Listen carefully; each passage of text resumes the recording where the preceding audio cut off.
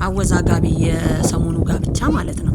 ሰላም ጤና ይስጥልኝ እንግዲህ የተከበራችሁ ቤተሰቦች እንዴት ናችሁ? ደህና ናችሁ? ሁሉ ሰላም ከኔ ጋር እግዚአብሔር ይመስገን በጣም ደህና ነኝ።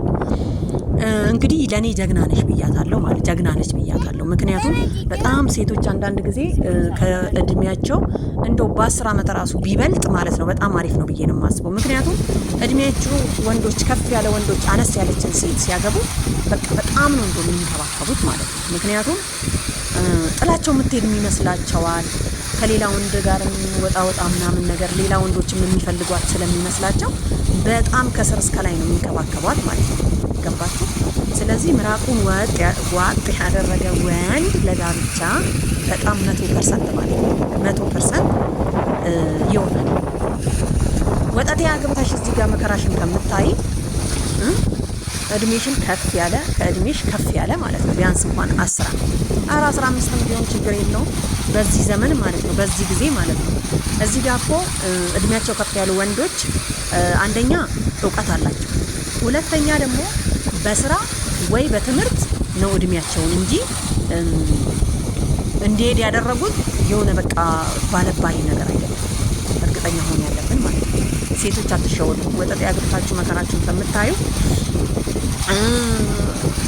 ገና ሄደ ጥሎኝ ወይም ደግሞ እሱ ያችን ወዶ ነው ምናምን እያለን እዚህ ሚዲያ ላይ መተን ከምናለቃቀስ ለምን ረቀሽ የምታሳድሪ ወንድ መርገጥ ማለት ደግሞ በእግር ሳይሆን አላለ እንዲከባከብሽ የምታደርጊ እንደው የሚጠራጠርሽ ማለት ነው።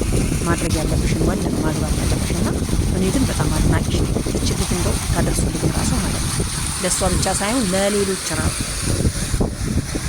የኔን ባሳያችሁ እንደሆን ከዚህ ጥፍ ይበልጣል ከዚህ ጥፍ ማለት ነው። ስለዚህ ያው እኔ ፍላጎት ይስለው በጣም እንክብካቤ ስለምፈልግ ምክንያቱም ማን እንደሚንከባከብ ማን እንደማይንከባከብ አስረግጬ ስለምፈልግ ሀብሬ በጣም ኮመንቶች ማለት ነው። ኮመንታተሮች ግን ምን አስባችሁ ነው እዚህ እየገባችሁ አባትሽ ነው ወይ አያትሽ ነው ወይ ምናምን አጎትሽ ነው ወይ ምናምን ነገር የምትሉ ማለት ነው። የሰውን ሞራል ለመንካት አትሞክሩ። ምክንያቱም እሷ የምትኖረው እራሷን የምትኖረው እሷ ሰው እኮ ባይመቸው ወይ ደግሞ የሆነ ነገር ባይደላው የሆነ ውስጥ አይገባም ማለት ነው። ስለዚህ እንደውም የኔ ምክር ማለት ነው የኔ ምክር ከፍ ያሉ ወንዶችን እንዲገባ የኔ ደግሞ ብዙ የኔን አሁን እኔ የማስበውን ሀሳብ የሚደግፉ በጣም ብዙዎች አሉ አይቻለሁና እንዳልኳችሁ ወጣት ያገባችሁ ሴቶች ማለት ነው በተለይ የመዳም ቀመሞች አትሸወዱ ማለት ነው። ምክንያቱም እዚህ ቲክቶክ ላይ እየወጣን የምናለቅሰው በጣም አብዛኞቻችን እነማን ነው ከአቅምሽ በላይ ወይም ደግሞ መልኩን አይተሽ የሆነ ፖስተሩን አይተሽ ምናምን ነገር እዛ በኋላ እሱ የፈለገውን ነገር ካደረገ በኋላ ላጥ ብሎ እልም ይላል ማለት ነው ሌላ ሴት። ከዚህ ሁሉ ይሄ እኮ ጥብቅ አድርጎ ነው የሚይዘው የፈለግሽውን እያደረገልሽ ማለት ነው። ስለዚህ ከትልቅነቱ ምንም የሚጎለው ነገር የለም። ዋናው ሁሉን ነገር ማድረጉ ነው በቃ ይቻለበት እንጂ ሴቶችን መንከባከብ የሚፈልጉትን ነገር ያደርጋላቸው። ያው የሚፈልጉት በገንዘብ ብቻ አይደለም ማለት ሴቶች ስትሆኑ ብዙ ነገር ያስፈልጋቸዋል። አይፈርብሽ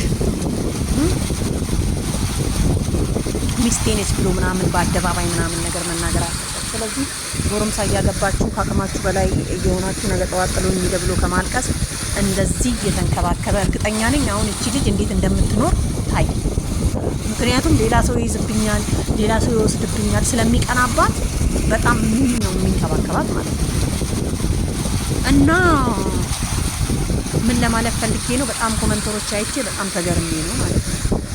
በጣም ብዙዎች ዘግበው በጣም ማለት ነው። እና እኔ ተመችቶኛል ለማለት ያክል ነው ቤተሰብ።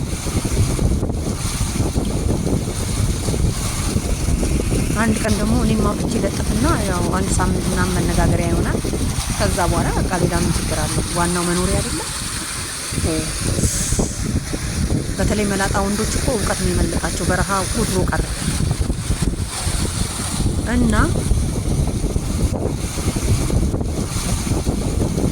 ቤተሰብ እንግዲህ ይህንን ይመስላል። ለማንኛውም ማለት ነው ምርጫችን እንደዛ ይሁን፣ ልክ እንደዚህ ይሁን ማለት ነው።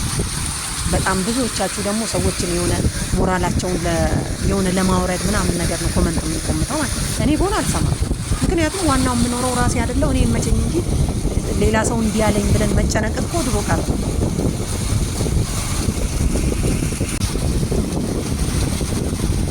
እና ቤተሰብ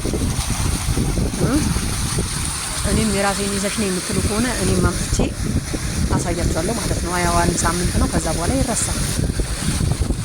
እኛ እኮ ሚዲያ ላይ ለትንሽ ቀን ነው እንጂ ከዛ በኋላ በቃ ጸባያችንም ሆኗል ማለት ነው። በዚህ በተወደደ ኑሮ ትቀልዳላችሁ።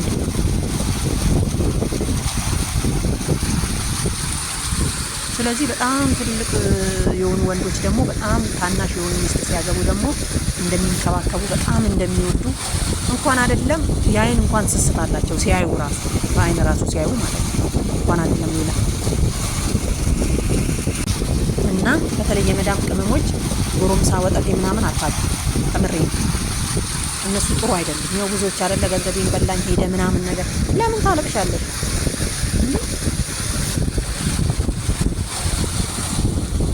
እና ቤተሰብ ማለት ነው ምክሬን ውሰዱና እንደዚህ ዋጥ ያደረገውን ምናምን ቀጨም አድርጉ ማለት ነው። መኖር ከፈለጋችሁ